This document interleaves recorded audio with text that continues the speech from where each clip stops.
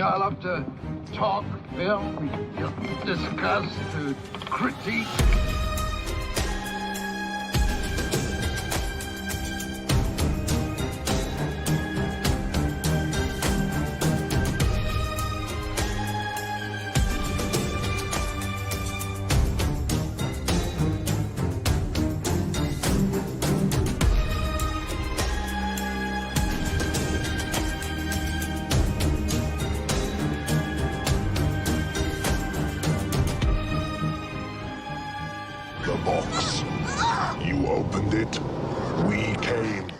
Yes, sir. What is up? What's going on, everybody? Welcome back. Blood Splatter Chatter.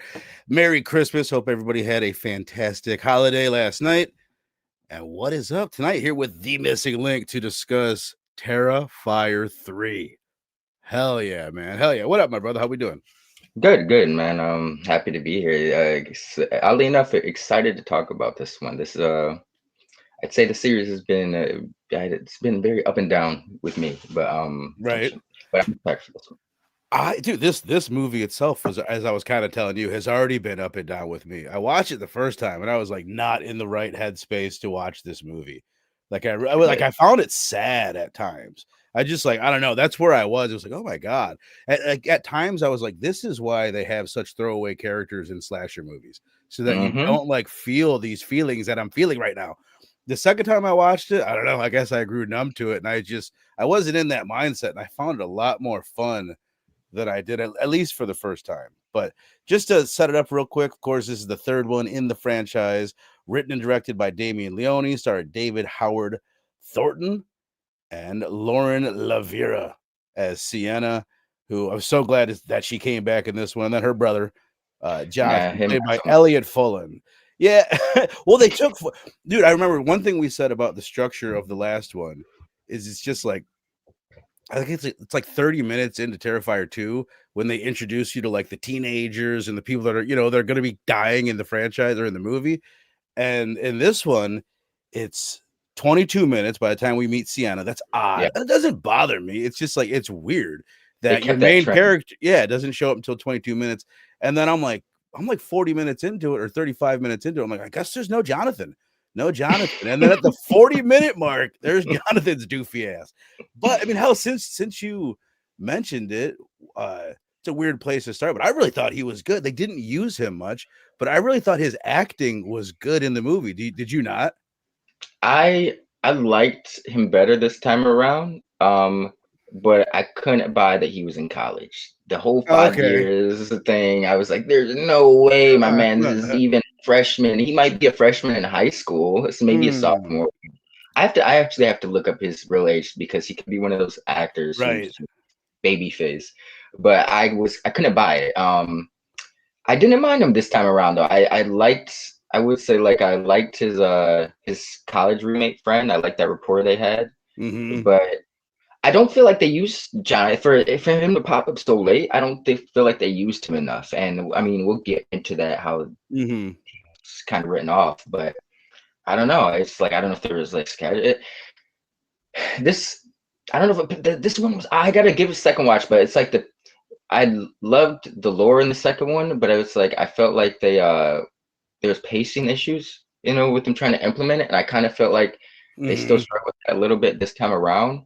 But it was like a reverse where it's like they really try to give you a lot of lore from the jump in a sense, and then it's like all don't get me wrong, it's a gnarly movie. There's still some shit littered in between it, but it's like it doesn't ramp up until like towards the end, as opposed to like to the second one. It felt to me like it almost got like really, even though there was a lot of shit going on, it got like exposition heavy towards the end with trying to dump all this lore and stuff. So I'm not mad because that's one of the things I rectify, but I feel like you said it was almost a drama at certain points where it's like, Jesus, she's a sad girl.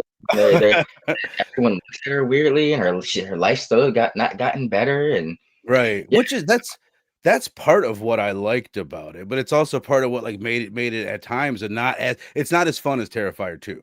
Yes. Right. It's definitely the keyword, but it has its moments. I'll just, and we'll get into the end in more detail later, but just as an example, like at the end, Like I'm sitting here, like they're telling this mom, like, we killed your daughter. And I'm like, God, man, I'm like, this is like such a fucking bummer. And then Art walks up Bring it. behind Yeah. Sienna, smacks her in the fucking head, and I'm dying laughing. I'm like, perfect. Like, you know what I mean? That's this That was movie. yeah. That was a highlight scene. I will say that like Art, I feel like was even more comedic this time around, which I definitely appreciate. I was a little torn on the I forget the chick's name, his protege, Art's protege, with the nail You know what? I think it's Vicky, but Vicky. it could be I wrong. Either way, I didn't. it's the girl from the first one, the girl from the Yes, end of the first movie. I'm sure she didn't see this coming when she signed up for that years ago, but. Yeah, right. I didn't not like her, but I found her unnecessary at times. But then I was thinking like Art needs a mouthpiece, That's it, bro. that he is that the necessity for that. Because as cool as Art is, as emotive as he is, you kind of need insight as to Yeah. what his motif is here, and she's his mouthpiece for that essentially. But no, yeah, that moment where he smacked her upside the head did stand out for me because I was like, Jesus, he's just like whooping her ass with a mallet, like Acme style. And then like after that gnarly, Christina, after that gnarly stuff, he just it's just like just to rub it in, like it's Yeah. There's another funny scene. Oh, when the chick in the dorm room is talking about, she's obsessed with like the roommate's Yeah. girlfriend. Yeah, which I And think is a she's like, cool bit. I like that. yeah, yeah, I appreciated that. And she's going on about how, all this about Art, and he's like listening in, and then like the roommate's like, oh, you just wanna fuck him. And she's like, I do not want to fuck him. And he's like, Yeah. Yeah. Well, it's just this was one of my things. I wrote, it was like an issue that I had on my first watch that I didn't have on the second watch. Is I wrote in my notes, I'm like, too much Art? Was there too much Art? Like we're getting but the second time I watched it, like I didn't even know why I was saying that the first time. So I don't even know where I stand. But here's what I think is that you saw there's a lot of other sides of Art that we don't normally see. He's making new facial expressions. He's reacting to like what you're saying. He's eavesdropping, which is one of the funniest parts of the movie, and he's reacting to people in just like a really comedic way where he's doing jokes that are just for the audience. We're the right, only ones that are seeing his jokes, and that's just like right. a little twist on. And I guess it's like extending his role a little bit. That kind of threw me off the first time, but it doesn't bother me at all the second watch. He is because I'm not gonna lie to you, because I'm glad you pointed out about the second one having the 30 minutes before we met the characters, because I don't remember that really standing out to me too much, but for this one it did. I'm like, Jesus, like I get Art being the Right. focus of this, essentially. This is what you're here for. But I was like, I felt like by the time we got to Sienna, I was like, Joe, oh, okay, Yeah. she's still around, like. So I don't know. I feel like there's I don't know if it's like pacing or a balancing issue in this one where they struggle just with the focus between Sienna and Art. They Right. want to tell the mythology when how Sienna ties into it and the overall backstory of Art, but it's like Art gives you the money shots. Right. They're it's artistry. Yeah. So I felt there's a balancing issue when it comes to that. But there, like you said, I think they did new interesting things with Art. He was way more meta this time around. I like the little train scene where they're in the subway and the dude has like the OG Art costume on. I He's love like, that. yeah, Hey, yeah, I love that. Even him just walking around with the head, like that was so comedic. And it's just, I really thought here on a second watch, that first 22 minutes, like I think that's what it is, first 20-ish minutes before we meet Sienna, I kind of loved the second time. But it's just like it's an odd structure for a movie. So it's like, I don't know. It gives you a weird flow, but in some ways it's like you've got a little short film and then the movie starts. But I like everything about the short film. Like, especially when they like afterwards, like when they come back and find Art and they find his partner there in the bathtub and all that. He's got the cobwebs on him. I thought that was like, I don't know, there's something so cool about finding him like that. But bro, listen, I went and I watched this movie. I put the kid to bed with the wife. The wife's going to work early, so she's falling asleep. What up, Kenneth Bird? Appreciate you being here. She's falling asleep. I've got the kids going to bed with her. I'm just trusting she's gonna fall asleep. I go out in the living room. I start watching this movie. I have headphones on, and like the first 10 minutes, I keep looking behind me, making sure the kid's not walking out. She's 2 years old, for people that don't know. I'm terrified that we're gonna ruin Santa Claus for her. She's gonna walk out. She's gonna see Art the Clown dressed as Santa, hacking people up, and she doesn't. But I do turn around when that chick is in the bathtub, slitting her arm open. I turn around and there's the baby. And she's looking at the TV, and I'm like, you can't fucking see this. And she starts shaking and she starts crying. And I'm like, oh my God. Like, dude, like, not just the fact, like, that's terrible, but the design, the look of her, like, is insanely creepy and scary. I feel like a piece of shit that she saw that I scarred her for life. Like, so gnarly. That was intense for her, but she hasn't. She's like, I think that's what I didn't really like about her. Low key is like she's so grotesque looking that's a good effect for the film. But she reminds me of like a Resident Evil Nemesis hybrid. You know, or I don't think it was, maybe a little bit of Nemesis with like the face, deformed eyes. But like her mouth, I can just see like a tongue come out of it, like a liquor or venom. Gives me those vibes. She did some I don't know, and you know what? She just did some of the most gnarly stuff in the film. Like when it comes to, like you said, with like the slitting the wrist. There was a scissor scene. I'll just leave it at that. Yeah, I kind of forgot about that until you said that. Yeah. Well, you kind of hit on it right off the bat when you brought her up. Is like she's the mouthpiece. So now, you know what I mean? But there's two things. There was like, she was used oddly in like where she was in the story. You see her at times and then she's not there at times. And then she shows up at the end and she's super important. She's like the lead villain at the end of the movie. And Art is kind of her helper, which is a little bit strange. But do you understand it that they are the one person? Is that the way you understand it? Or they're one demon? There's one demon that's controlling both of them. So when why am I serious about it? When she had, there's like a dream flashback she had, right, where she's like, she's in like hell or whatever, and she's looking at that doll. It looked like you know what I'm talking about. And she's got the chain to the dude making the sword or whatever. Right, and he looks at her all fucking crazy. Yeah, like the one chained up, right? Yeah. Yes, and she like the other one pulls back the chain to like get him in. So I kind of like, now that you say that, I kind of feel like that is a representation almost of Art, and Vicky, in a sense. Like, and maybe Art is just the weapon, and Vicky is the one who's steering the weapon. Right. Which one is which? I'm kind of with you. Like by the end of it, I kind of get the feeling that Art is the one that is like the pet, and that there's a driving force behind it. Be that Vicky. Or if that, hopefully we have her name right, but if that be that her or not her, like, I don't know. And then like the whole thing that Jonathan and Sienna get into with like, it takes a vessel.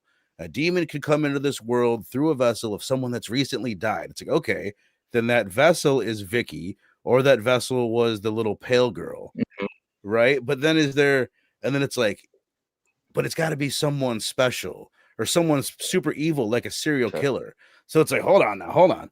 Is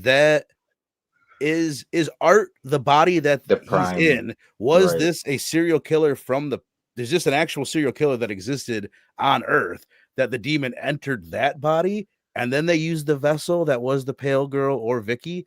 Like I spent a while thinking about this because of the way that they word it.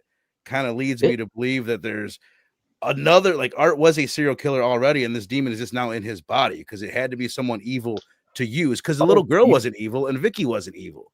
Remember, so remember when we covered? I think we covered the first two, but Vicky. Yeah. Thanks, David. Remember we were talking about the first one, and we had brought up the fact that at the beginning of the first one, he's like sitting in the mirror putting the makeup on and stuff, which we never see him do outside of that one moment in the first film. Right.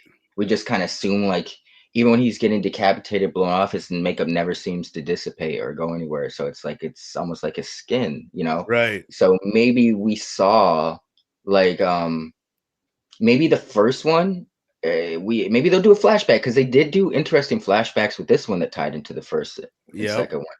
So maybe we'll get a flashback that shows like at a certain point in the first film, like when they first met Art, he was just a serial killer, but something transpired that night where he had done enough evil, or that was like that victim would have made him evil enough for or the demon just happened to be, he walked in an Right. area where the demon happened. It was just like a wrong time, wrong place. Right. Like a cosmic coincidence kind of thing. Yes. That's kind of the way. Like I tried to look into it a little bit, like as far as like looking up like, Terrifier 3 explained videos, and I couldn't find anything that made it super clear, but that's kind of what I'm going with. Just to repeat myself, they say you need a vessel. So we know that vessel's either the pale girl or Vicky. Then it says the person has to be evil, and they're not evil.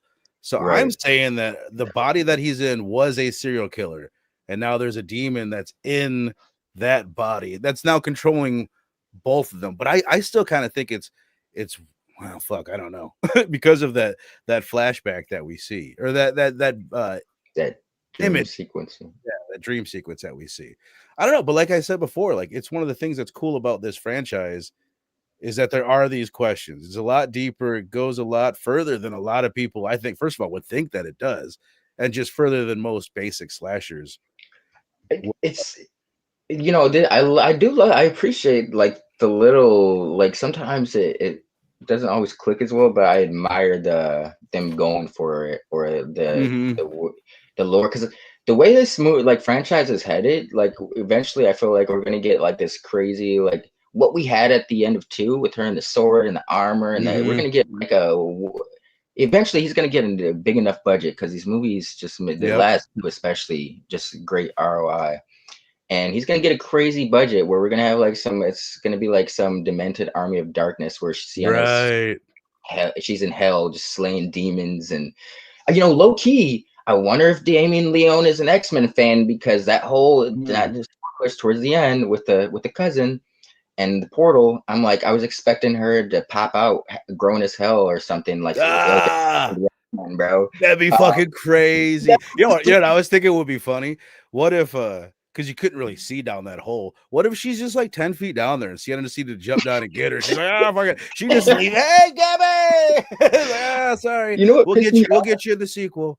I was like, damn, Sienna, you doing all that shit, and you're not, you're talking all this shit, but you're not man enough to jump down that hole and go rescue your cousin, Yeah, that wasn't the plot. That wasn't in the writing, man. That wasn't in the script. They had to, you know. Here's what I'm afraid of, and whatever. We kind of jump around because we're on it now, so we'll touch on the ending and we'll come back to other shit. Yeah. So obviously, Gabby's gonna play a key role in the next one, which is cool. Like we're building like a little crew here of like reoccurring characters, and Gabby I think is a nice little addition, and she could come back. You're right. She could be like an adult when she comes back, or a teenager, older, or whatever. But what I was gonna say is I'm afraid of that movie. I don't want the movie where Sienna goes into this other world and it becomes too fantasy heavy. I want these movies to still feel like a slasher movie with touches of fantasy and action and like comic book. Like that's really what it is. There's like comic book aspects, especially in 2. So I want it to be like maybe the part 4 ends there. Like Gabby's sending her visions of, you know what I mean? This is how you saved me. But I'm kind of afraid. And maybe if they do it, it'll be great. But I fear them spending too much time in an alternate universe and it getting fucking too far away from what it is. Just from where it started.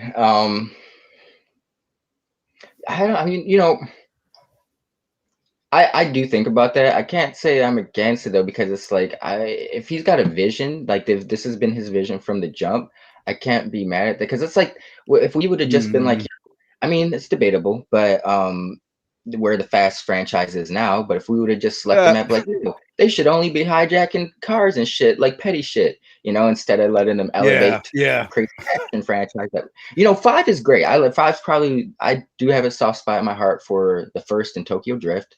But other than that, like 5 those are like my top 3 in there, so 5, I feel like it elevated the franchise. It was kind of necessary.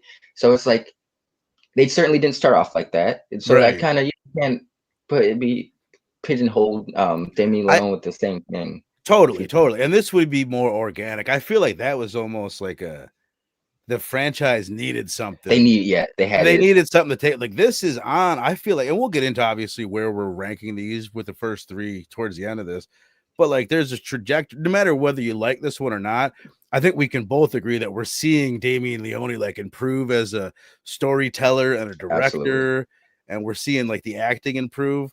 But like, there's an upward trajectory to this one where you don't need anything radical. You don't want to like completely, reinvent the wheel on it. I don't know, Right. but at the same time, if he's got a good enough idea, go for it. I just don't see that being as cool as it could be. I don't Art know. just being well, I mean, it's like, okay, so in this instance, like art could always just be like a threat that, like, say Sienna goes through all this shit. If she has 5 films and she thinks she slays them in hell, you reboot Art, turns out Sienna didn't do what she needed to do. Now Art's is trying to rebuild him, kind of like It the Clown or some shit like Right. that. He'll reform or something. Art, the artists, I do feel you though. Like, you wouldn't want to stray too far where it's like one movie, a couple movies were a slasher, and then the other one's in a completely different genre. It's like, Right. her being in hell, I don't know what you would, like you said, it's fantasy. You couldn't even call it a slasher at that point because she's fucking going Punisher, You slaying need you need like throwaway, not that you can't have throwaway characters in some fantasy land, but like, I don't know. I don't know what I'm really thinking. I'm just imagining in my head, I'm seeing it and it's fucking weird, especially because we're going to want Art in that other realm if we spend a significant amount of time there. So how does he function in that realm? I don't know. It's interesting to think about, though, for sure. Well, I'm wondering, it did cross my mind, like, what if in the next one Gabby does come back, but he's like, Gabby is the new mouthpiece, so Sienna's in a weird now because okay. There's 2 things I was just thinking. Yeah, like that would be cool if she is the next vessel, or if she's the next villain, and Sienna's got to like kill her or whatever. Sienna and possibly Jonathan, because I want to touch on that in a bit. Did Jonathan really die? But what did you just make me think? Oh, the other thing would be is, what if Gabby was the lead in Terrifier 4? How many, you know what I mean? Is Sienna, is she Sidney Prescott? Do we need, I mean, they've kind of set up the franchise where, yes, like, we need her. She's super important. You can't do a Terrifier movie without her.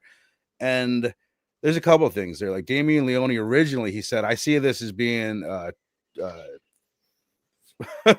trilogy or a quadrilogy. He's like, I don't want to go much further than that. And clearly, with the ending of this, we're at least going quadrilogy. And I guess he's already said, okay, maybe 5. He's like, maybe 5. We'll see.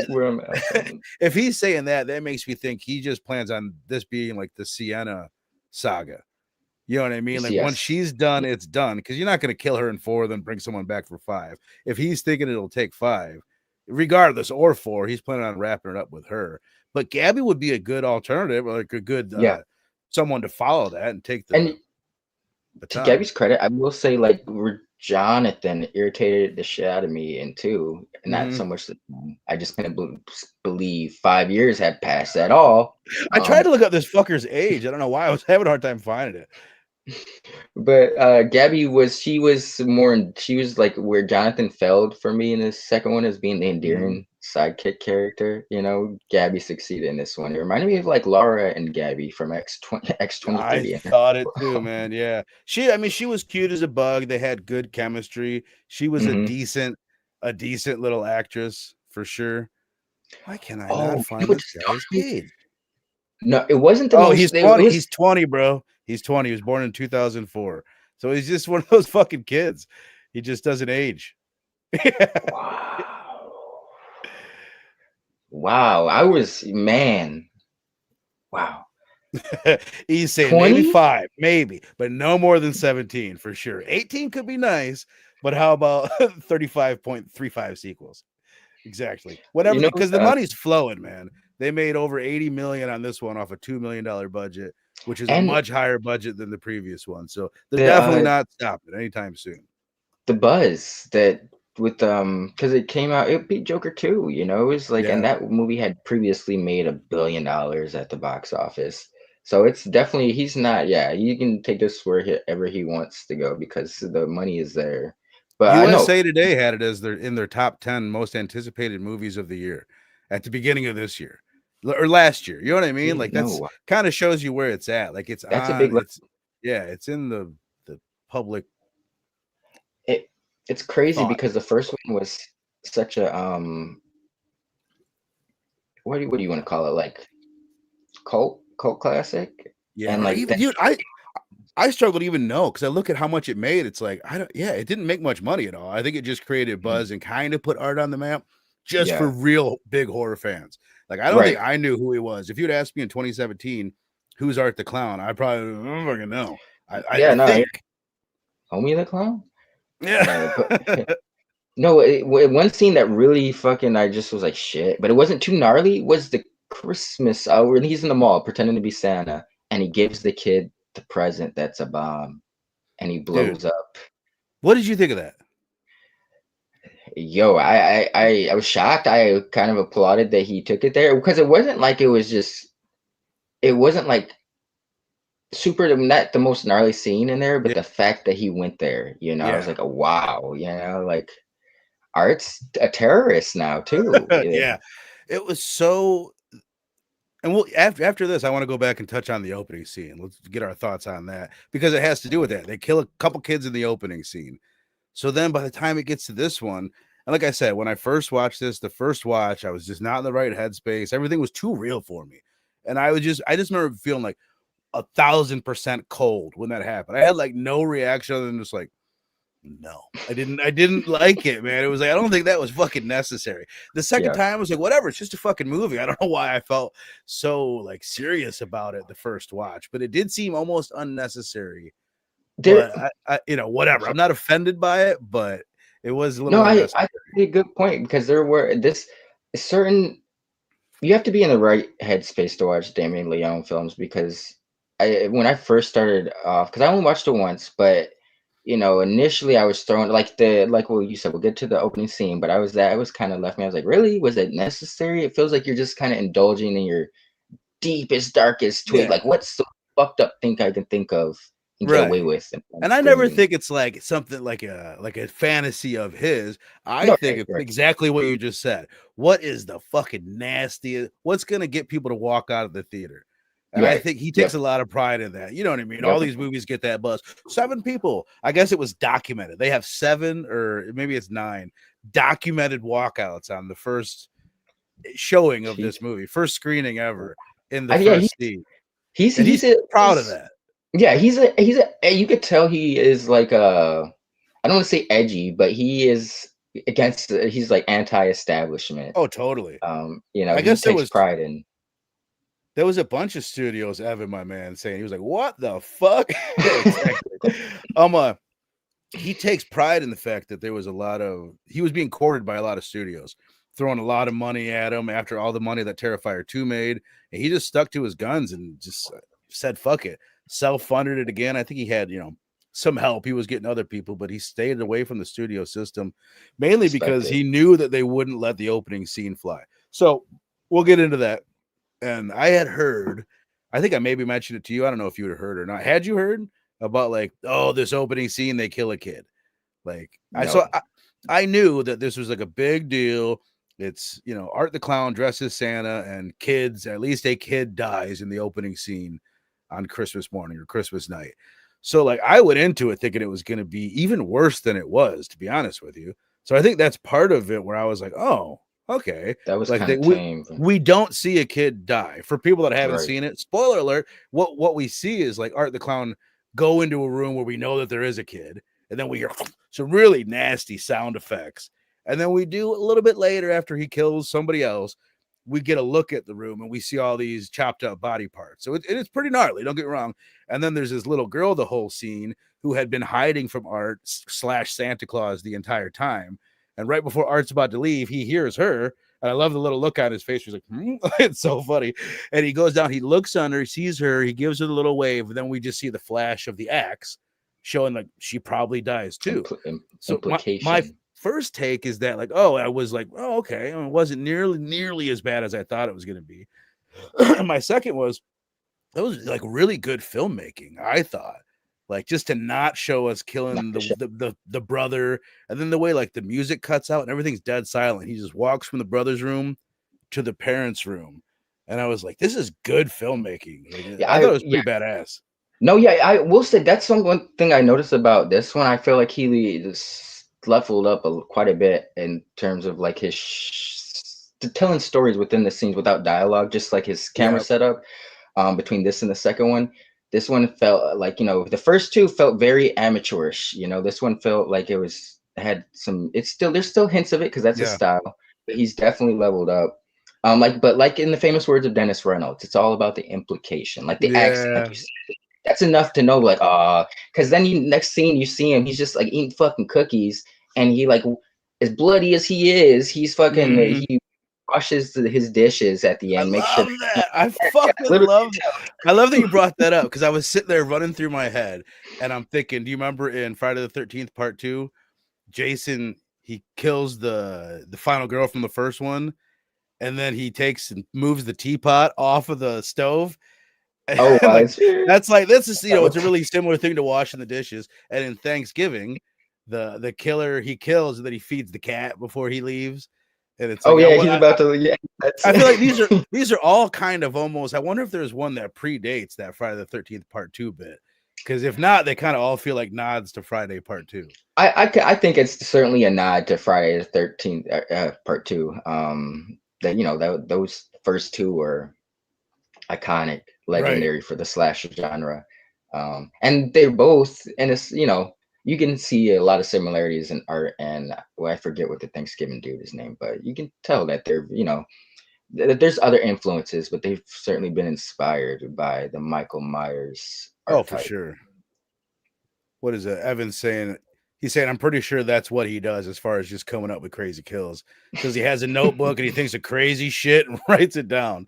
He's like, I know some people were Ooh, complaining about the off-screen kills. I think it's like classy, and if you're gonna yeah, kill a couple kids in the opening scene, you but you got to be I guess the tasteful. complaint would be if people heard about it beforehand and they're in there expecting something fucking more visceral than what they get. I could see that, but No, even looking back on it, like even with the act scene, the opening scene, and then the mall scene, it's not like we're seeing crazy stuff. It's just it's it's a quick explosion in the mall scene, right. but like Dennis Reynolds says, bro, it's all about the implication. Like if you could connect those dots, you know how horrific that scene is. You don't need to see Right. it. Which is It's the way to kill.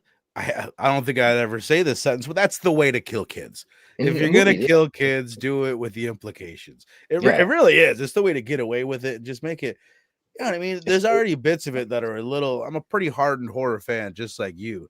And there's already bits. It's like, oh, you're pushing me you're to the pushing edge. it. We don't need to see this little girl hacked up. Like just the idea of it. Mhm. I wanted to mention this was kind of interesting. I'm watching the movie and I'm thinking like, oh wow, like this is shot on film. I was like, I've never noticed more clearly that something was shot on film. And then I looked into it and it wasn't. It's it was shot on digital, but then it was ran through a filter that makes it look like it's shot on film. I saw something recently. I feel like it was Spielberg, somebody talking about like the big difference on film. On digital, everything like every pixel is static. But Right. on a film camera, like you see everything crawling. Like if I'm close up in the film and you're looking at my face, if you look closely, You see the all the different pixels angles. are like swimming around and they're moving and nothing is static about it. And like it stands out so much in this movie that it looks like film. But then I'm like, this does not look like the other ones. But evidently he was trying to go for like a 70s throwback, a I Carpenter get throwback. Black Christmas was a big one. I could definitely pick up on that. I will say that I do like his Carpenter influence when it comes to music. I don't feel like the music was used as much in this one or maybe I didn't notice it as much, Mm, unfortunately. But I remember when Jonathan gets the call from or he just meets Sienna, hmm. and he's like putting together something, and but there's this music in the background that's very Carpenter-esque. Hmm. And I don't feel like they used it as much in the first half of the film. I don't really notice too much music. Yeah, I I don't don't know. know. I I, remember I get thinking, I don't remember specific like instances of when it was, but I remember thinking like it was like improved. Like it's Yes. similar. It's that similar, like kind of like industrial type of like rock, yeah, dum, dum, dum, dum, dum, dum, dum, dum, dum, dum, type of thing. But it's just like I thought it was like really intense and badass at times. I wanted to Yo, touch quick question. on, yeah, go ahead. He says Okay. Bobby says no killing him with kindness. So I definitely thought it was shot on film. Yeah, like they Yeah. intended to make it look like that. So I love the way the film looks when they're on the train. I do too, dude. I do too. Okay, so this scene in two where the friend gets the salt scene in the bedroom, Mm-hmm. the bleach, all that. One of them, probably one of the most gnarly scenes in the franchise. Mm-hmm. Uh, do you think the shower scene in this one topped that? It's a good question, my friend. It's definitely. Are we in agreement? No, we don't got to say if it's our favorite kill, but it's the kind of the kill of the movie, right? It's got to be. Yes. It's Yeah, the one that is on par with the bedroom scene from part two. absolutely. I don't know. There was something about in part two. It seemed so mean. Like I guess this one did too. These characters were less likable. There was nothing. You didn't know much about her friend in part two, but she hadn't done anything wrong. Really, she She was was just being totally. a friend. Yeah, yeah, Yeah. that just got tortured. The girl in this one, first of all, the boy, he was just kind of a douche, but a light douche, not bad. Didn't deserve Yeah, to die. Didn't deserve to yeah. have his butthole and a fucking chainsaw rammed up his ass and his dick and balls fucking filleted the way that he did. But the girl, I thought that was super interesting. Just how, first of all, how common that is. Like that's a real thing. There's a lot of young, cute females probably looking just like her, walking around obsessed with true crime, which I Right. never get. Like, I mean, I guess I kind of get. I'm semi interested in like Ted Bundy and you know what I mean, like cool, they're not cool, but like things like that, but Yeah. not to her degree and not like to not even get what you're like celebrating. The fan She, base is going to be so excited. We would literally kill to get information from you, you Sienna. know what I was thinking that was speaking on though. It was speaking on social media influencers and how they're so quick to capitalize on maybe someone's passing or someone Yeah, they don't care about people being affected by this. They're like, oh, this will be good for my show. I It's guess a the headline. clicks. It's attention grabbing. Yeah, I think it was speaking on that. There's so much of that in the world these days. Like, what's a headline? You act like you care about the person, but it's just for the show. I think Yeah, that's what the shoe's representing. To be thousand honest. percent. Yeah, 1,000%, dude.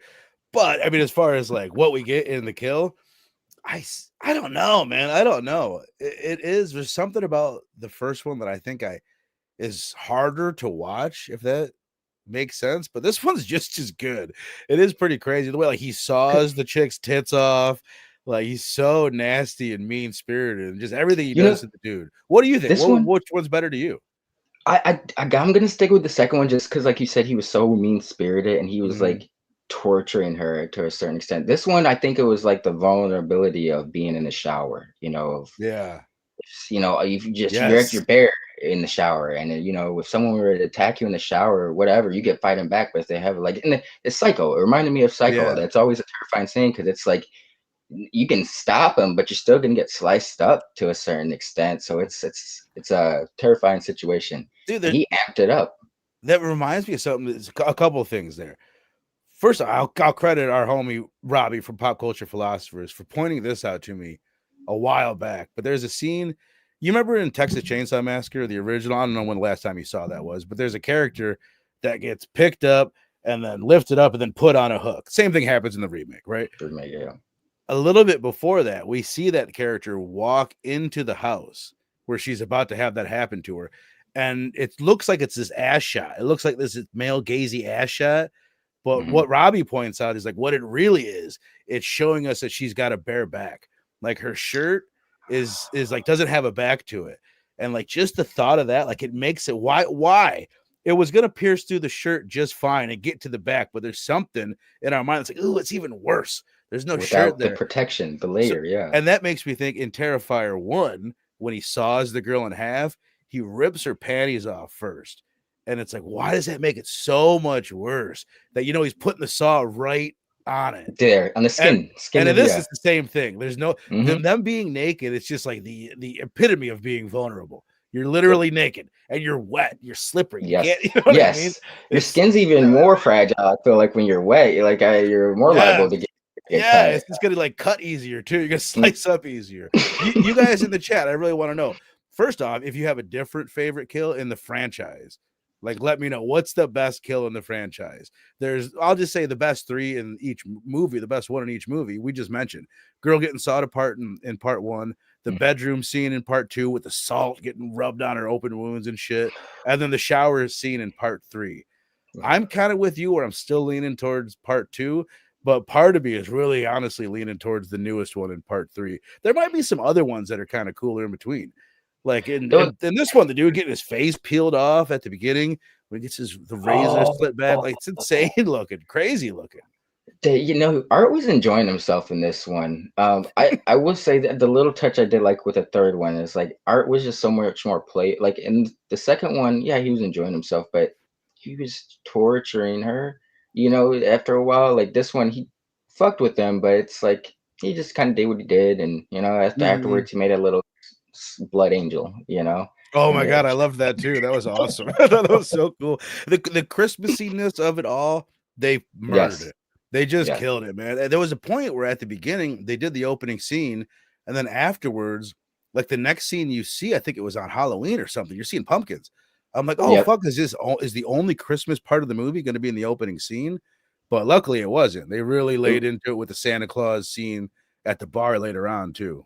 Did that throw you off? Because I had to rewind initially. 'Cause maybe I wasn't paying too much attention, but the time skipping. It must have been the opening scene takes place after the bar scene, I guess, right? Right. Yeah. Right, yeah.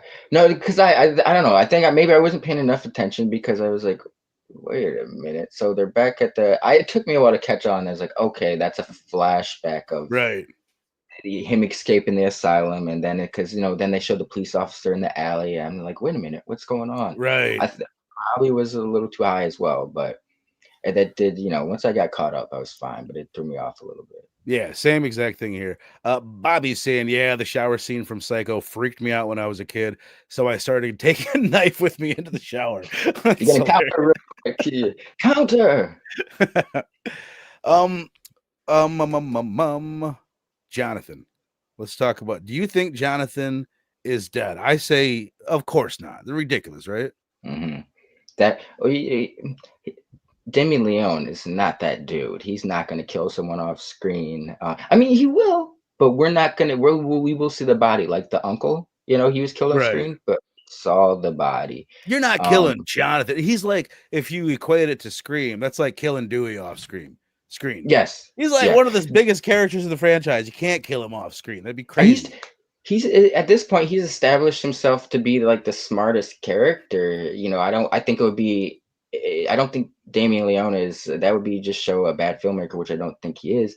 And it would be a disservice to Jonathan's character arc. He's the one who kind of figured out all this art shit and kind of got Sienna to believe in it. So why would the smartest character?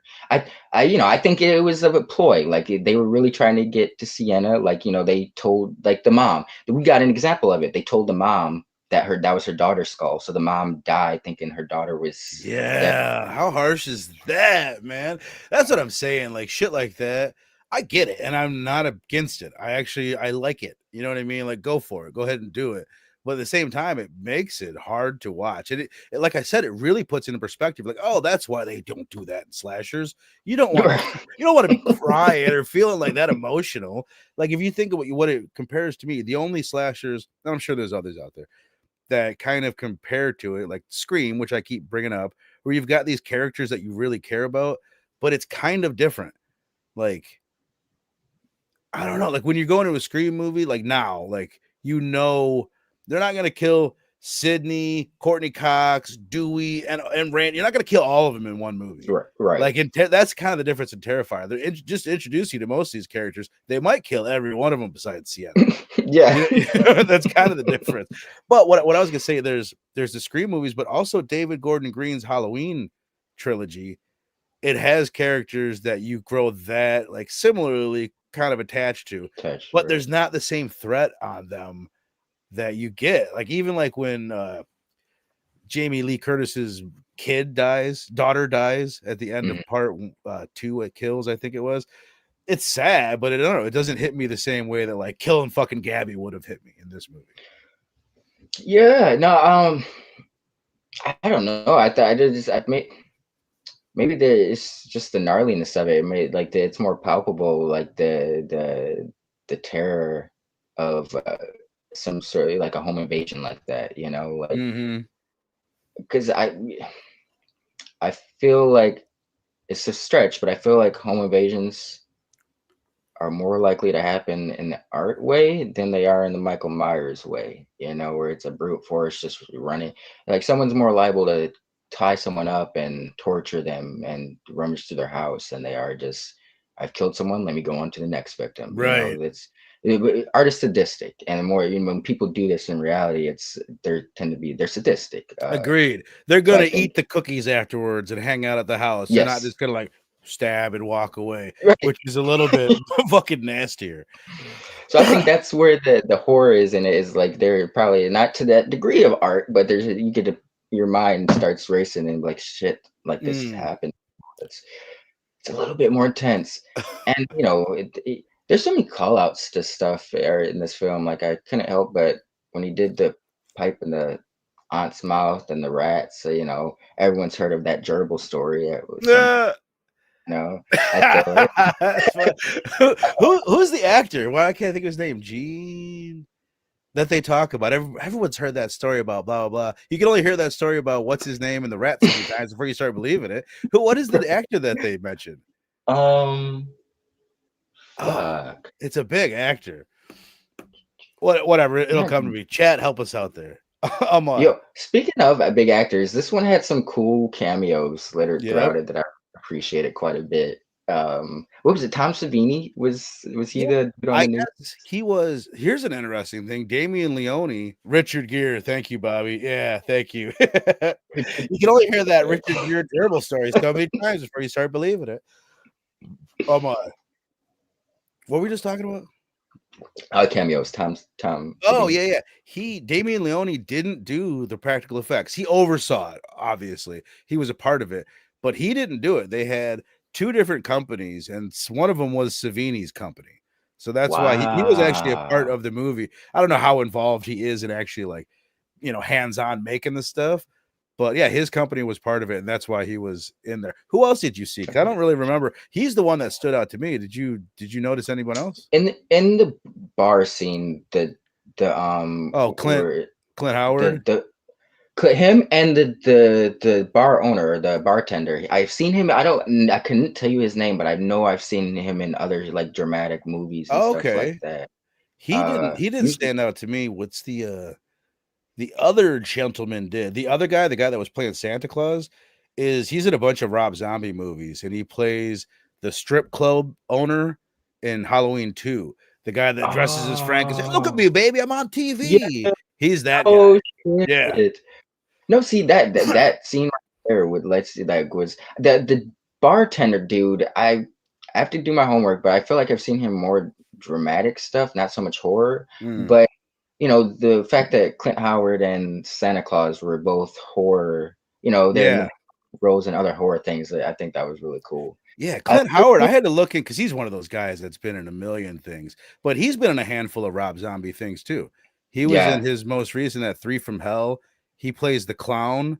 I'm pretty sure that's him. He's like, "Make me laugh, clowny," and like he plays it, which is cool to have him in this. And I guess he's been in like Silent Night, Deadly Night 4 and 5. He's been in a bunch of Christmas horror things, which I think is part of the reason why he was in this. It's kind of like a nod to that. They've got him and his brother have such a fascinating like legacy within Hollywood, because his brother attached to serious shit makes some some extreme, you know, and then he's over here just like almost a fan of film and stuff, smoking meth with Rob Zombie and shit. Like fucking getting weird. Yeah, it is. I've always thought that too. That is weird. He's the ice cream man, Evan says. Okay. I'm not 1,000% on on what ice cream man it is you speak of. He would make a good ice cream man. Like the ice cream man, like from the comic? He would, right? Clint Howard would make a good ice cream man. He said, yeah, he was on Star Trek as a kid, Bobby said. That's awesome. No, he stood up. Yeah, he's one of those guys that I had to look at him for a second. Like, who the fuck is that? I'm like, oh, it's fucking Ron Howard's brother. I'm glad you said Clint because I've heard of it, brother. Yeah, but I don't know it. I don't know it. I know what you're talking about now. Actually, I think I came across it when I was looking through his Wikipedia yesterday. Is it like 80s, 90s? I think it is. Fuck, I'll look it up. Ice cream, because I'm curious. I do like Clint Howard, but I'm not gonna hold you up. Yesterday, I couldn't think of his name. I was like, oh, it's Ron Howard's brother. That's what. Yeah, I think most people do. 1995 horror comedy, Ice Cream Man. Hell yeah. Okay. Got a 45% on Rotten Tomato. Not the worst. Not worst for a movie like that. Evan says it's a weird one. I don't know if I would watch the movie, but the kill count's really cool. Hell yeah. One thing I wanted to mention before we rate this bad boy, and I should mention, we're going to be talking briefly after this. Link and I are going to touch on 2025 horror movies and kind of what we're looking forward to coming up in the next year. Of course, we're going to be doing our top 10 favorite horror movies of 2024, the first Sunday of January, excuse me. But where was it? Oh, I wanted to mention Pass the Rice. That was fucking, I thought that was awesome. To me, here's one big thing that this movie did. I'm surprised this isn't like the first thing that I said. Like, the big step that this movie took is finding other ways to generate scares and fear.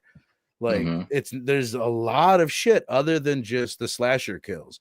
You've got all this psychological terror with Sienna losing her mind. I thought they did a really good job of like these dream sequences during the day of her having these like episodes or whatever. But I can't remember her name. I don't remember her fucking name. Whatever. Her friend from the last one, the one that died towards the end. I thought she was great. I thought she was like a really, really strong actress in the movie. And then to bring her back and have her look the way that she looked at the end of the part 2, big hole in her chest, like she was awesome. And instantly I'm like, oh, they're going to do American Werewolf in London. I'm like, that's her friend. And she's going to, I thought she was going to be a reoccurring thing through the rest of the movie. I almost wish she would have. Like, they should have brought her back a couple times.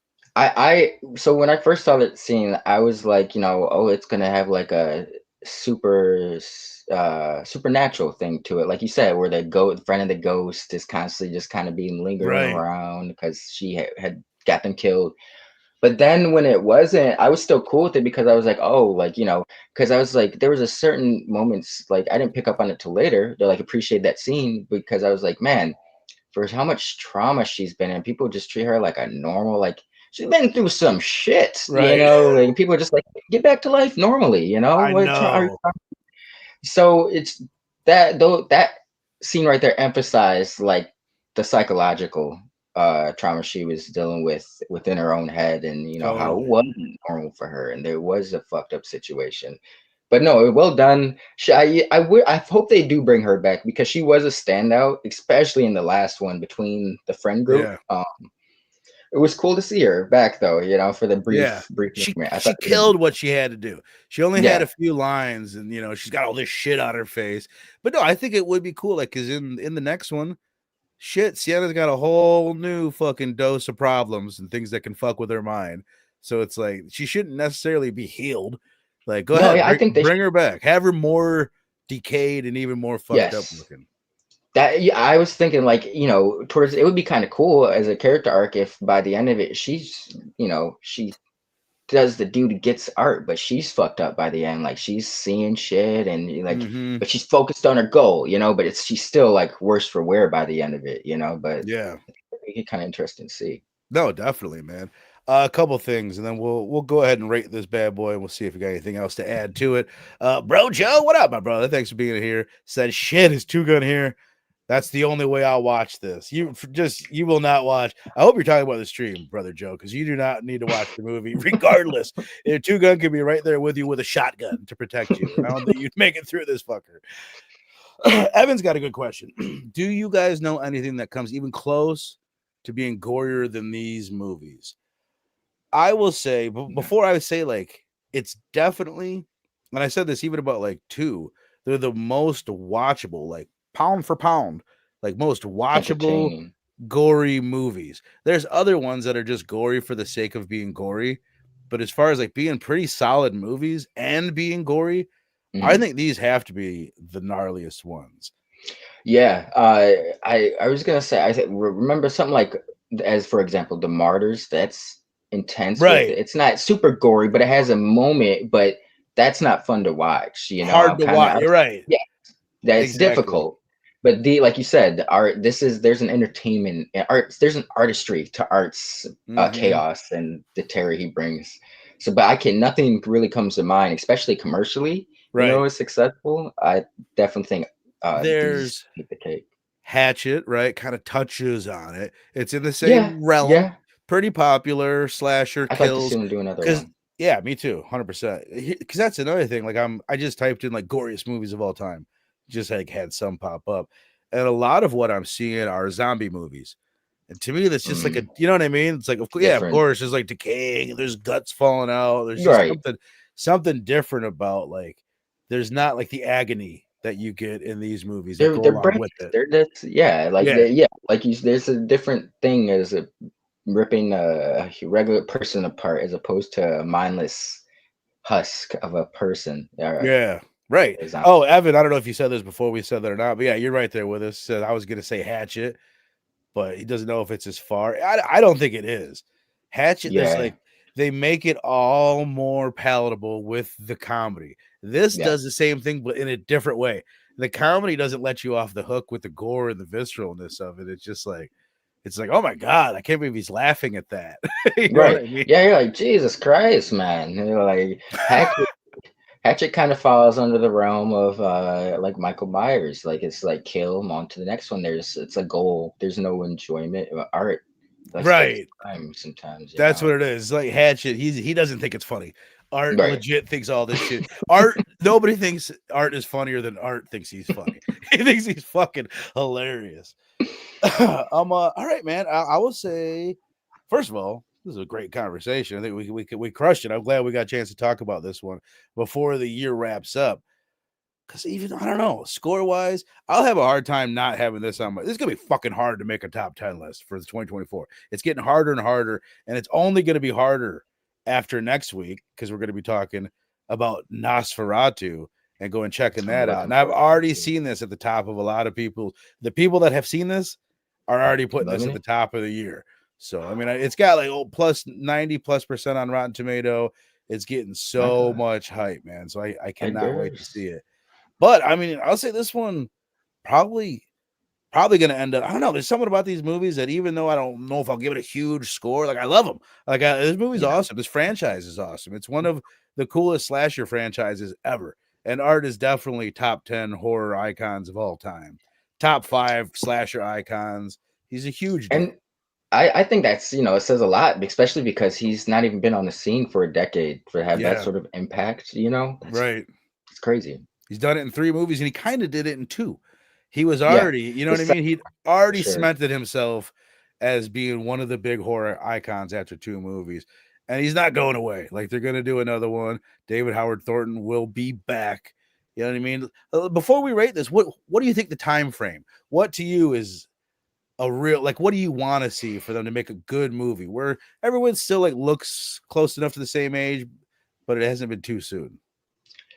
So I'd say about 2 to 3. I'd say 2 years. Yeah. I wouldn't mind 3. But that's enough for like Gabby not to grow up too quick. Mm-hmm. Maybe, or if she does, they could explain it because it's okay. Some time has passed. Jonathan, they gotta figure my man's out. I'm sorry. He's 20, and I was like, there's no way he's old enough to be in college. Well, hopefully he goes through puberty between now and the next one, so we can just get Yeah, him like cemented. This is who the fuck yeah. you are. You know what I mean? Quit, don't change, don't go growing up on us. He comes back in the next one. He's got this fucking beard. He's just like manly Jonathan Lee. man. I was researching. I was, yeah. I mean, I would love to see it. I'm not gonna lie. Jonathan did his thing in this one. I don't think he had enough time to shine, to be Yeah, honest. But it was screwy. Like that's like like one of the pacing things, I don't know. We already mentioned like there's the real movie, the real story doesn't start till 20 minutes in. 20, yeah. And then there's something like it's just kind of going back and forth between Sienna and then Mhm. Art. And Art isn't really affecting Sienna other than like she's seeing shit on the news and it's affecting her. But it's like, I don't know, there's not really much connection between what's going on with them. Oh, And then all of a sudden you realize, like, oh shit, it's the final act. She's back at the house where she's living at, and Art's on the way. Like it just feels weird. I don't know what. There's some connective tissue that isn't there. I got to speak on that. I would say that felt a little rushed towards the end because I'm like, okay, so she just somehow they figured out. That's when when it gets to the dorm, there's just something that we're not that was lost in translation of the process because Right. you know, somehow they find Jonathan. We never see what happens to Jonathan. He talks to Sienna, and that's the last we see of him. Uncle calls him, comes to pick him up. Somehow they've got Jonathan's phone somehow, but we don't see what happens, you know. Yeah, which is a But big deal. They have Jonathan's phone, and they're saying yeah, that Jonathan is dead. and then okay, so does that mean like the uncle drove them back to the house? He picked up Art and Vicky and drove them back to the Or did house. they kill him there? Art drove him back, and then they hung him up. Yeah, I But then mean, Art knows the address. Why didn't Art just kind of? oh yeah, it's a good idea. There's Yeah, a lot well, going on there. this is what I was gonna say. I guess the main guy that funded the movie, not a studio dude, but just like a dude. There's like big requests that he had for Damian Leone. He's like, you got to get this cocksucker under 2 hours. And I guess on Okay, set during the like while they're shooting, Damian Leone's literally ripping out pages like we can't do it. We just fucking can't do it. time. So I Yeah, think that's what happened. I I think could see they that. just cut some corners and connect some dots. Because what was the first? It was like 2 hours and 20 minutes, wasn't it? Like it was pretty Yeah. long. Part Okay. two, yeah. It was, so Yeah. this one was 2 hours and 5 minutes. So Okay. he passed his 2 hour mark, but he shaved 15 minutes off. I can appreciate that because that did kind Mhm. of bother me in the second one. I felt overbloated. I still maybe I didn't. This one didn't seem to drag. You know, even though it was 2 hours, that's still a good chunk of time. I don't know if it's just like like you said, it was like pacing that could be refined because it did seem to be like we're gonna see some stuff with Sienna going on, then we're gonna see some art stuff going on. And it was just kind of that back and forth until, like you said, it kind of intersected towards the end. Right. I still feel like maybe it could be like hour 45, hour 50, you know, hour Right. 55, you know, realistically. Because I feel like, you know, you've gotten most of the exposition out in these last two films. Like you've set up a nice mythology that you don't really need to go into too much deep explanation after this point. You know, it could just Right. be like I don't, straight and up I kill. feel like I say this all the time, and I feel like I could. I mean, a good editor could find shit Yes. to cut, but I don't know what I would cut. Like I like what's there. There wasn't like it wasn't as obvious that there was shit that could be cut as there was in part two. And I think I said the Right. same thing in part two. I'm like, I loved everything, but you could. It Oh, would think it was easier to cut shit out of part two than from here. I would say some of the cameos. Okay, because when the the roommate's girlfriend is talking to on her podcast that her co-host, I've seen her and I know she's been in stuff. I don't know if Oh, she, but okay. she was another cameo. Um, but it's like stuff like that, like certain line or scenes you could tell it was just, hey, well, let get them a cameo, give them a few lines, but it's not further in the story. It's not necessary. So I would Right. have where the second one was definitely too exposition heavy, trying to put too much story into it. This one, I could would have cut back. It was the cameos a little bit, like the bar Right. scene. They didn't need all those lines of dialogue, to be honest. So that scene didn't need to go on as long as Maybe it the bar did. scene could have been cut completely if you needed Yeah. Art to get his Santa suit. It could have been True. chopped. True. It could have been chopped down. They could have maybe instead of like Art just could have got that liquid nitrogen and showed the fuck up. Instead, Yeah, like they threw in and you this see, scene with him freezing the rat just to do that, just be like, hey, he's got liquid nitrogen. But at the same time, I liked it and I thought it was it's cool cool. to watch. Yeah, yeah. So it's whatever. I think I've just come to accept the fact that Terrifier movies from now on are going to 2 hours. probably be about 2 hour fucking movies, but it seems short compared to the last one. It did. No, yeah, I give it I give it credit for that because I remember going into this one, I'm like, oh my God, 2 hours. I did remember thinking off rip that, you know, okay, it's still about 20 minutes shorter than the second one, but I was like, 2 hours. But by the end of it, I wasn't mad. Like the Yeah, second I was mad. I was like, come on, bro. That much time for this? I agree. But I want to touch on before we went. I forgot there's one more thing I want to touch on at the very end of the movie when Art's on the bus, which I thought was cool. Like, did Art die in this one? No, he just got away. yep. Like, he kind of distracted her. How about how he looked when she stabbed him with the fucking knife and he's pinned to the wall and he's just like, like, you know what I mean? Like, it was like he wasn't necessarily laughing, but it was just like extra demonic. I thought it was like fucking badass looking, right? No, yeah, like you said earlier, bro, he had some different expressions this time around. Like I don't know, maybe if they refined the makeup so his face was more detailed or something. But yeah, no, Art had some terrifying but enjoyable expressions in this time around where it's like I didn't know what he was going for, but I was here for it. Right. You know, like it's To me, it was almost like he was. It was almost like he was more like that demon that we saw in that vision that Sienna had. chained up. He became more animalistic and just like, Yeah. this. No, I thought he looked so cool. But the other thing I wanted to say, when they go to the bus, right? Art ends up on the bus, and this woman on the bus is reading a book titled The Ninth Circle. So the first short Ooh. that Damian Leone ever did was called The Ninth Circle. And in that one, you've got the original actor that played Art the Clown. And basically what it is, it's like, I don't know, 15, 20 minutes short. And it's Art the Clown kidnapping people and delivering them to the devil. So the Ninth Circle is also, what is it? Dante's Inferno and the 9 circles of hell, right? So, like, is Gabby being delivered to hell? Is Jonathan being delivered to Satan? Because it's part of what Art does is kidnaps people and takes them to the devil. And they're pointed out the Ninth Circle is going to be something to do with the next one. I did not pick up on that, but that changes a lot. Oh man. I'm wondering if she's gonna have to like go through the 9 levels of hell to get to fucking that's kind of what I've heard some people, pontificate is if she'll have to go through, and that's what I'm saying. Like, yes, that sounds badass, but could they pull that off? Are they going to be slasher kills in hell? Is it just Sienna ripping through demons? I don't want to see that movie. I mean, maybe, but I don't know. That you could have something like The Descent where they're not. They were. There was always a threat against our heroines in The Descent, but some of them were capable. It's not like they were just sitting ducks.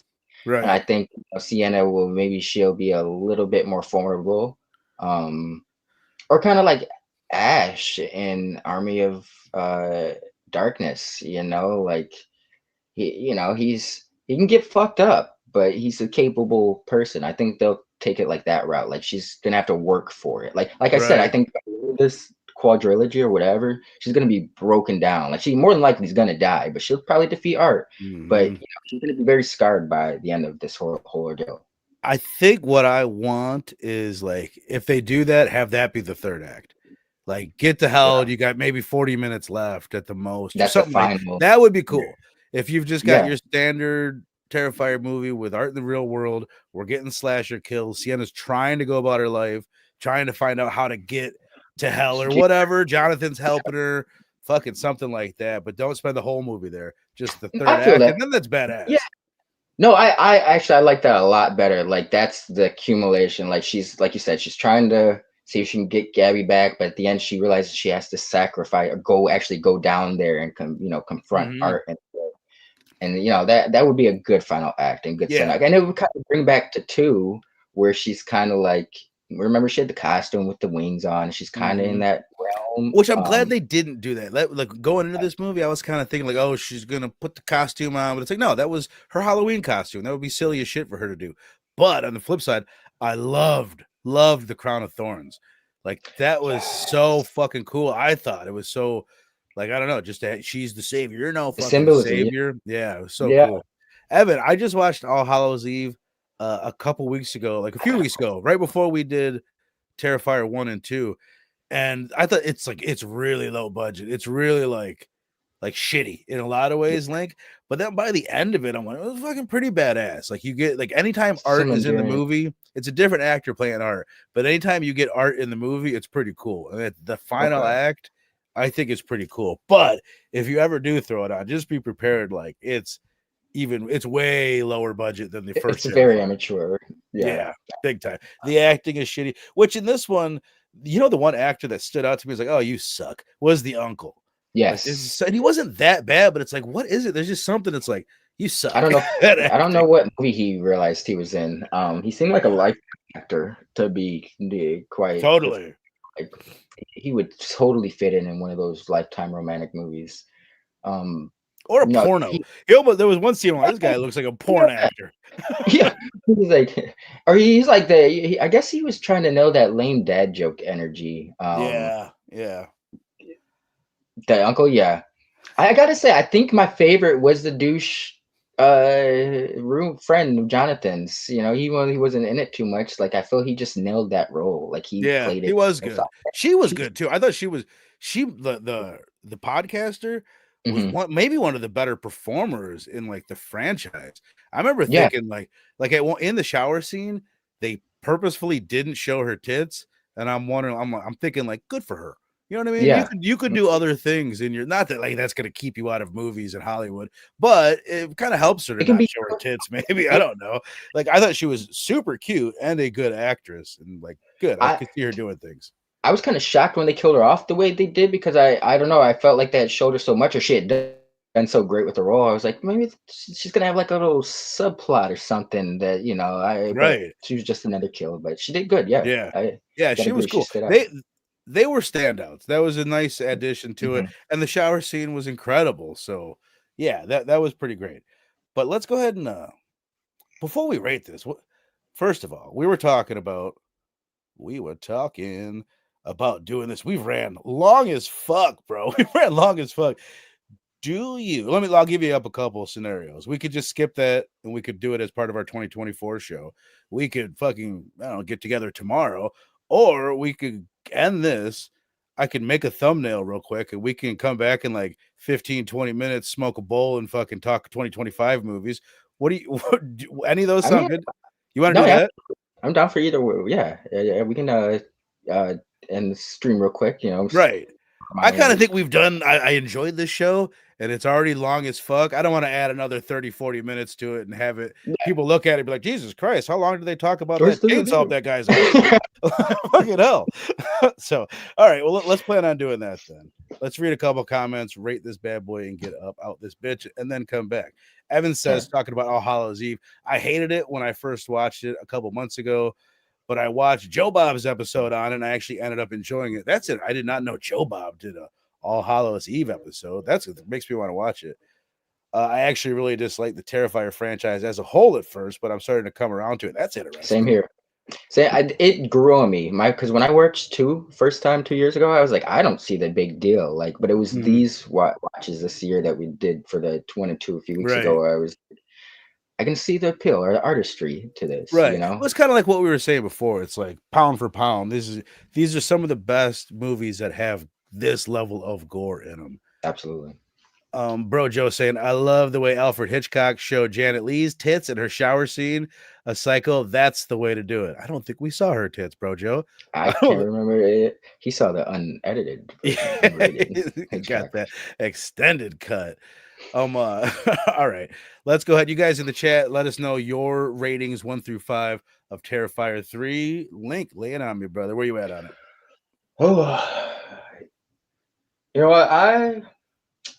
I'm going to give this one a very enthusiastic, a solid 4.25. This one, man, I wasn't expecting it just because my first couple watches of the second one, maybe I was more ready this time around. Right. But the pacing was a little off for me at first, but once I got into it, I was like, okay, I could get what it's like I said, it's just certain things could be polished a little bit, because some of my minor complaints were things that he rectified from the second film. Like, some of the things I didn't enjoy in the second film, he fixed in this one. Right. But it's still very entertaining film. I think it's hard to really pull off the Christmas motif and theme in horror movies and have fun with it the way this movie did.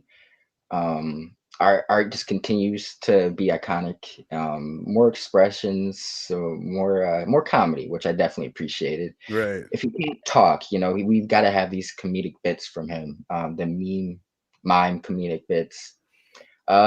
Jonathan was better this time around, and I like the cast this better time. I think it was more focused because there was such a smaller cast this time around. In a sense. Well, I mean, they didn't have too many people in the second one, to be honest, beyond the friend group. But I will say I enjoyed the cast this time around. You know, it's weird. And My first watch, I remember thinking, oh, part 2 was more focused. And then my second watch, I'm like, oh, no, part 3 is more focused than part 2. yeah, Like there's a lot going on in both of them, but I feel like yeah, because this one is shorter, it does feel a little bit tighter, gotta stream obviously. it. Yeah, yeah. But I respect that Damian Leone. You can see the evolution of him as a filmmaker. I do respect the fact that they got it under, to a little over 2 hours. 2 hours, he hit that mark, and it's a great film. It's a nice little night. It's fun, entertaining. I can't say it's fun for everyone, but he continues to. I will say that I respect with every movie, you're always gonna get like, oh shit, you don't think you can be surprised. Damian Leone will find that for you. Yeah, exactly. So no, yeah, this was it was definitely an improvement, and it was a great Christmas horror, another evolution of the iconic. I'm glad you added that at the end, because you're right. Yeah, like it's one of the best Christmas horror movies of all time, and I do not like Christmas horror movies. Like I did not do a single one last December. I was like, fuck that. Like Silent Night, Deadly Night, all those movies kind of suck. I think I do not like them. But Black Christmas, 1974, I think, Bob Clark's Black Christmas, which the art being in that rocking chair, I feel like is a nod to the original Black Christmas. Right? I could definitely see that. Yeah. There's that body in the attic in Black Christmas in a rocking chair the entire time. I thought that. I'm like, oh, maybe that's a nod. And then when I realized, oh, duh, it's a Christmas movie. Of course, duh. Like they're definitely making it. There were so many brilliant nods. And that's another thing about this film. There's so many great nods to it, and it didn't stand out where it feels like they just made that to make this a nod to that film. It felt organic. The Shining nod in the opening scene. That was a little more overt, but I thought it was cool. You know what I'm talking about? I appreciated that. I was gonna say, he's showing his love for these films that inspired him, but working them way, for the most part, organically into his stories. So I appreciate that. Hell yeah, inspiration. Evan's going. He says he's between a 3.5 and a 4. He thinks he'll go 4. I did really like a lot of casuals ended up raving and liking this crazy ass movie. Right, I agree. Like they're bringing some wild shit to the masses. There's a lot of people that have never seen a movie. My buddy brought his wife to this movie, and she'd never seen 1 or 2, and it's just she ended up buying it for him for Christmas. No shit. Yeah, there's a lot of casuals going out there. Bobby's giving it a 3. My brother, I'm surprised. I didn't know you were into this type of gory type shit, my brother. That's cool that you watch this.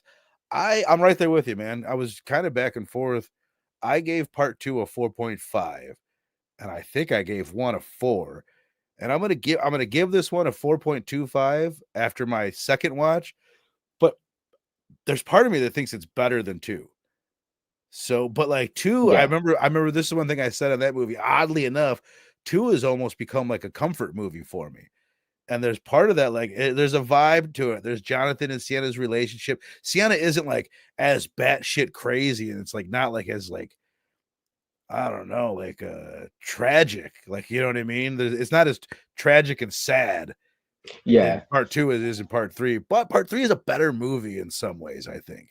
Like just filmmaker wise, writing, acting, it's just tighter and better. You can I certainly see why people like these are 2 movies where I can see why people would certainly prefer one over the other. But one thing I will say is like you can definitely see him level up as a filmmaker in the third one. Like it just feels more competent and less. I mean, that's his style, like the grimy amateur effect. But this third one just feels more like a commercial movie in a good way. For universally easier for audiences to get into, the casuals. Like definitely, dude. I feel like the second one feels you feel its budget a little bit more too. And that, Yes. which obviously it's got a much smaller budget. This had one. That was one thing. I think they said most scenes in Terrifier 2, they had like a 4 to 5 person crew. And they said every scene in Terrifier 3, they had dozens of people on set with multiple dedicated crews. Like you're the special effects crew, you're the lighting crew, and instead of just Damian Leone running around fucking doing everything with a hat on each shoulder and fucking, just trying to figure out everything. Evan's saying he noticed a lot of people are saying that 2 is their favorite of the 3. I could see that. I definitely could see that. I mean, it's had longer to grow on people and to become one of their favorite movies. I think in the long run, 3 will be right up there with it. But let us go ahead and wrap this bad boy up, and then I'll go talk to my wife and we'll decide what we're gonna do stuff. But definitely, I know what we're 100% doing at 1:30 Central Time on Sunday. Talking The First Omen and Immaculate, couple movies that came out quite a while ago in 2024. Both of them got a lot of hype at the time. And I will say, when I just looked at Bloody Disgusting's they had a top 15 of 2024. They had The First Omen at number 6. So I'm telling you, man, when this came out, there were a fuck ton of people saying it was amazing. Like, people loved this movie. People freaking out about it. I watched it and enjoyed it at the time. I remember thinking it was a little overhyped, but it just kind of like fell away. And no one seemed to like remember it, but I'm glad at least Bloody Disgusting had it on their top 10. I will say about Immaculate, you could peep old girl from Heretic. I could peep Sydney Sweeney in this one. There you go. I know. I'm looking forward to that. I really am looking forward to that, and I'm looking forward to the movie too, because I heard a lot of good things about that as well. So that is going on Sunday, 1:30 Central Time. And then this we're gonna do either in like 15 minutes or tomorrow afternoon. We'll figure it out afterwards, man. We'll figure it out. You guys stay tuned. Hit that notification bell. Hit the like button so you never miss a video. And then definitely next Thursday at 8 Central Time, talking Robert Eggers' Nosferatu. Super fucking stoked about this thing. So you guys get out there to the theater, go watch Nosferatu, and come back, hang out with us at one point. Maybe in a little bit, we'll be talking about our movies we're most excited about seeing in 2024. So, all right, everybody, you got any words of wisdom to send us out on? Oh, I love putting you on the spot. And the theme of Christmas, and this was a Christmas movie, and stay on Santa's good side or Art's good side. Don't make that naughty list. You goddamn right. Keep safe out there, people. We'll see you in either a little bit or tomorrow afternoon.